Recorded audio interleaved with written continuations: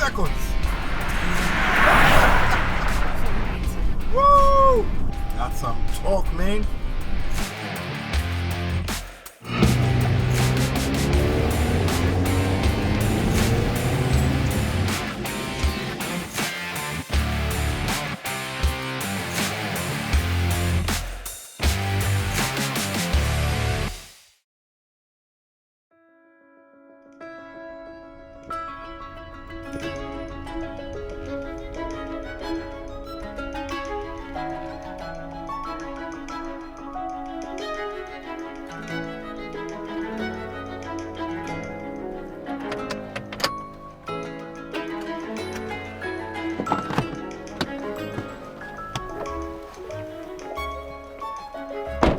Ladies and gentlemen, good morning, good afternoon, good evening from wherever you're watching, and welcome to another episode proudly brought to you by Croton Motors, your trusted car dealer. In today's episode, we're going to be talking about this new model RAV4. As you know, at Croton Motors, we are always concerned about giving you, our audience, content on vehicles so you can make more informed decisions on your respective car journeys. My name is D-Man and I will be your presenter for today. But before we go on, kindly remember to subscribe. So, again, the new model RAV4, they actually call it the 5th generation. How about we take a walk back into the past and understand where did it all begin? Stay tuned. It all began in 1994 with the first generation RAV4, a bold step combining the comfort of a car with the rugged capabilities of an SUV. Compact yet spacious, it captured imaginations and set the foundation for an era of adventure. In 2000, the second generation emerged, now larger, with a more refined design and improved features, delivering greater power and practicality for everyday driving. Then, the third generation debuted in 2006, showcasing a more athletic build and available third-row seating, making it a family favorite while keeping that trademark off-road capability. By 2013, the fourth generation took center stage, modernizing the RAV4 with sleek dynamic lines and advanced technology, appealing to both urban explorers and outdoor enthusiasts alike. And today, we celebrate the 5th generation, redefined in every way, with a bold, aggressive design, enhanced hybrid options, and cutting-edge safety features. The all-new RAV4 continues to lead the pack, blending performance, style, and sustainability for the modern driver.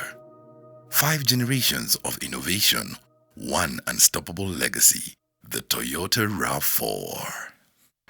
Wow, that is a beautiful machine, you know. So what comes to my mind is, does it perform as good as it looks?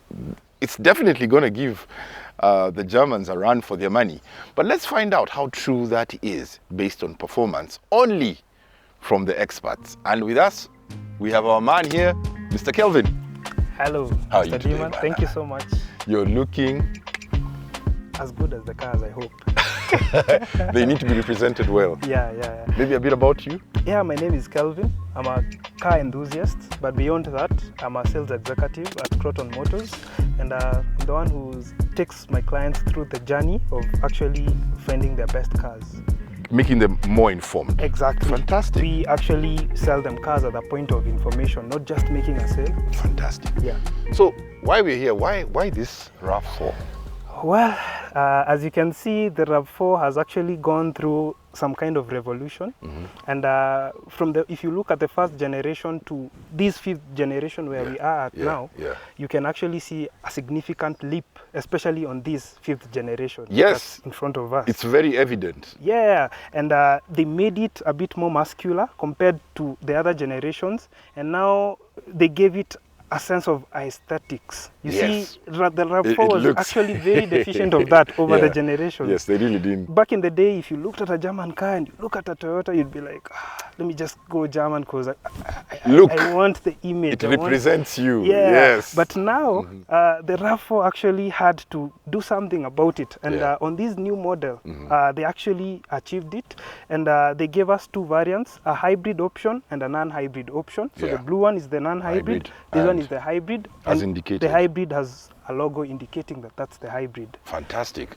It's not good to assume that everybody understands what hybrid. Please, let's, as you have said, we normally educate the Yes. audience. Let our audience know what hybrid is. So basically, the engine works as a generator. So on the non-hybrid unit, what happens when the vehicle is in motion? There is energy that is being lost in form of heat, in form of mechanical force, like let's say when you slam on the brakes. The brakes, yeah. But now on the hybrid technology, they actually came up with a way to actually harness All that. energy that is initially lost in a non-hybrid car, Yeah. consolidate it and store it in a set of batteries. Basically, you're saying this does not waste any energy from the mechanical functions of the car. It just harnesses it, packs it in the battery, and creates an efficiency for the vehicle. So this car is not only Exactly. running on fuel. Exactly. So this car is not just running on fuel, it's running on fuel plus the energy that would initially be lost in a non-hybrid car.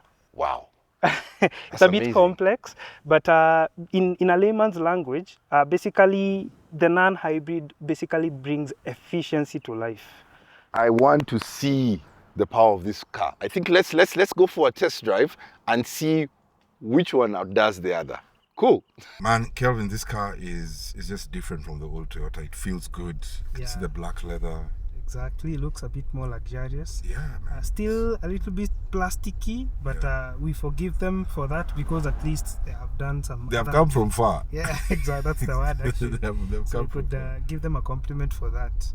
Yeah, I can see we have Yeah, bigger infotainment. exactly. So it's a 7-inch infotainment system, approximately 7-inch. All right. And as you can see, compared to the other models, it actually serves its purpose. Even when you, especially when you put in the reverse camera, you can actually make good use of that 7-inch screen. Nice. This specific one is a 4-wheel drive variant. Yeah. We prefer to bring the 4-wheel drive variants because they're the ones that are actually more practical for our Kenyan roads. So as you can see, we start with the bottom here. So this particular trim is the adventure trim. We have different trims. So this one is the off-road oriented, and because it's a high trim, it comes with a wireless charging pad.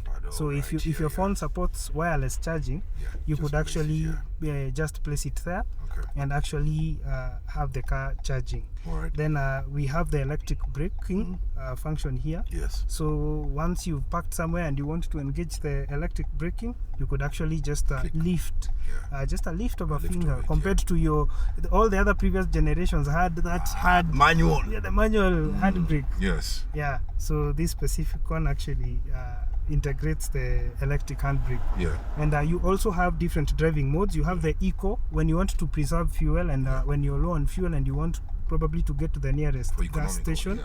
Normal mode is basically normal driving. When you're just on a highway, you're not going very fast and you're not trying to preserve fuel, you just want to enjoy a drive. Yeah. Sports mode is now when you want to use the maximum power of the Yes, engine. Yes. So this non-hybrid car comes in a 2000cc engine. Okay. Oh yes. It's a 2000cc engine, both for Yeah. the two-wheel drive and the four-wheel drive variants. Okay. Yeah, so for this one, because it's a four-wheel drive, it has the mud. Mud is when, of course, when you go to a muddy area, you engage the mud feature. So it helps the car maintain more traction on that slippery surface. Okay. Then we have rock and dirt. yeah. Rock and dirt is basically when you're driving in a very rocky area, or let's say like just a normal off-roading, an off-roading setting that is not muddy. You'd be using the rock and dirt. We have snow, but I don't expect us to be actually making use of the snow. Then here it has the downhill assist. So the downhill assist is a feature that helps you when you're going down a steep slope and maybe you cannot balance the acceleration and the braking well.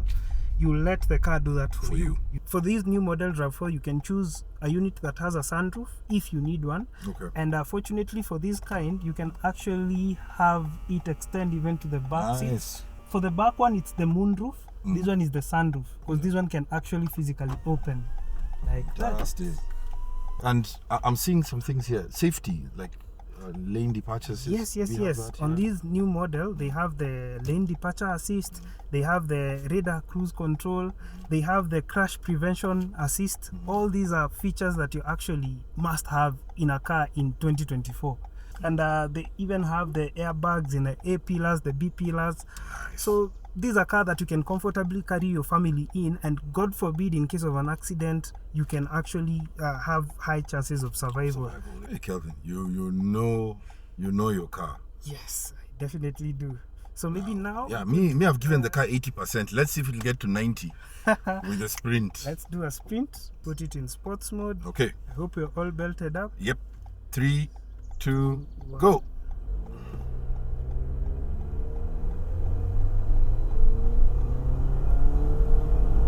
$60, $80, $100. Woo!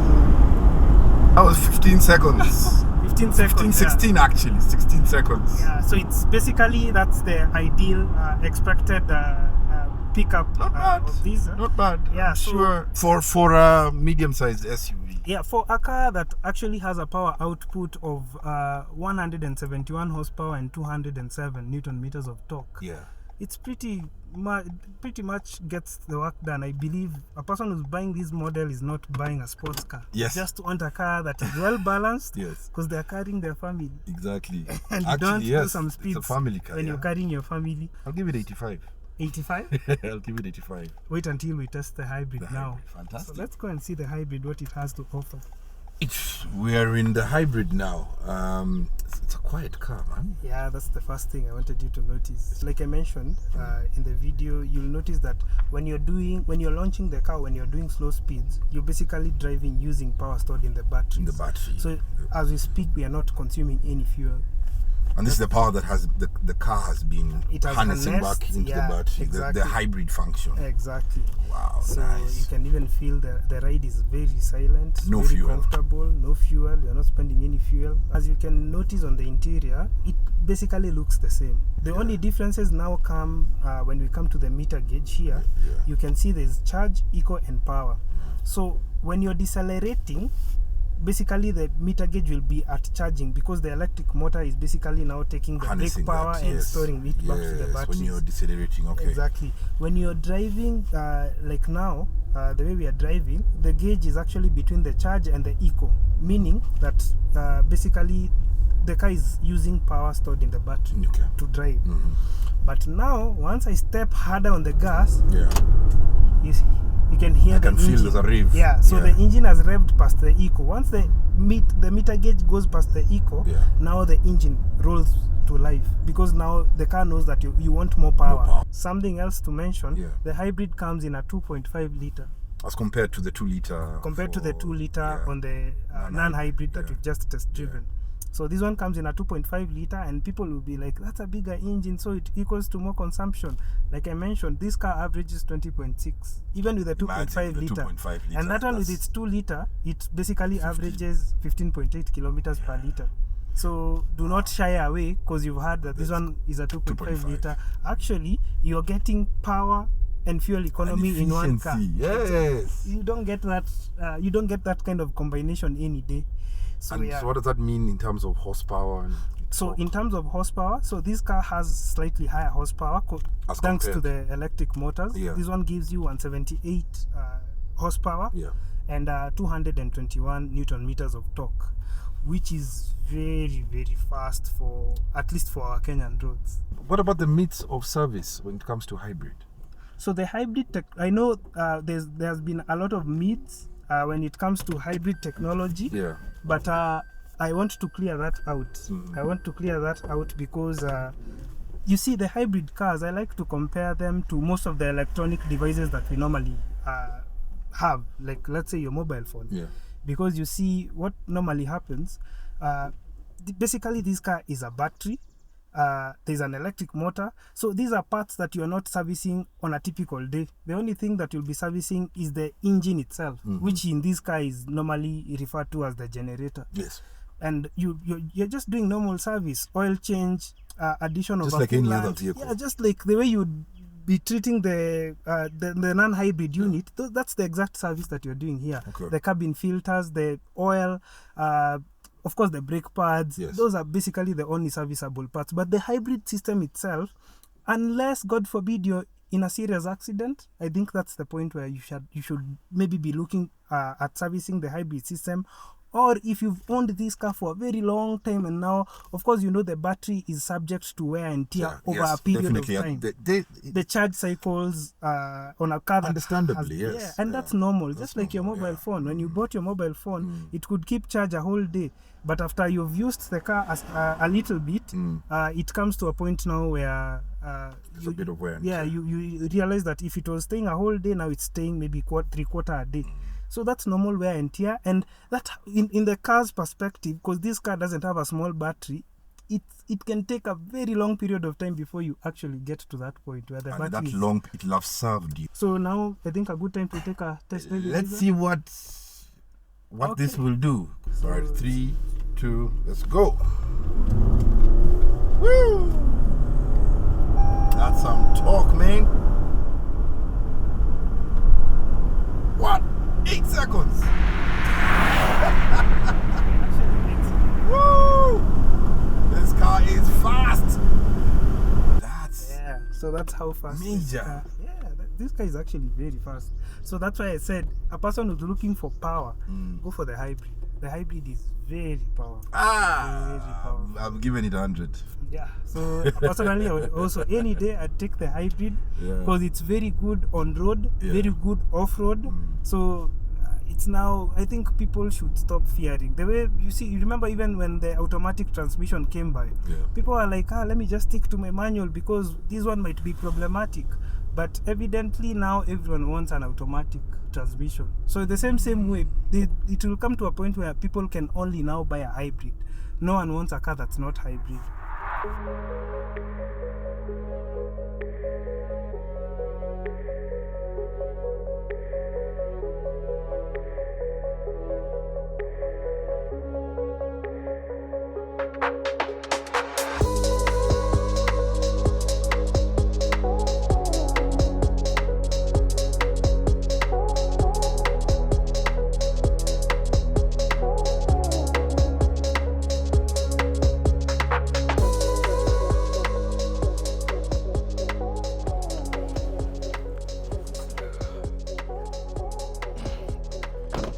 Yo, Kevin. Yes. This car not only looks good, it performs. Even off-road, it has exceeded expectation, man. Exactly. That was a good test drive.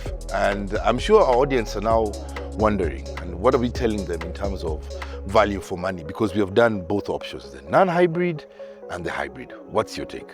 So in terms of value for money, if you're looking for power, if you're looking for instant torque, when you want to overtake within a short space and you need that instant power, go for the hybrid. And if possible, take the 4-wheel drive on the hybrid. If you're just looking for a nice SUV to cruise with your family, power is not majorly an issue, you just want a good car with good cabin space, nice features, you could take the non-hybrid. But on my advice, please go for the 4-wheel drive because you live in Kenya. Once in a while, you'll be traversing very, very rough terrain. You need the 4-wheel drive system, definitely. Yes, so that's my verdict. If you want power, if you want speed, go for the hybrid. And efficiency.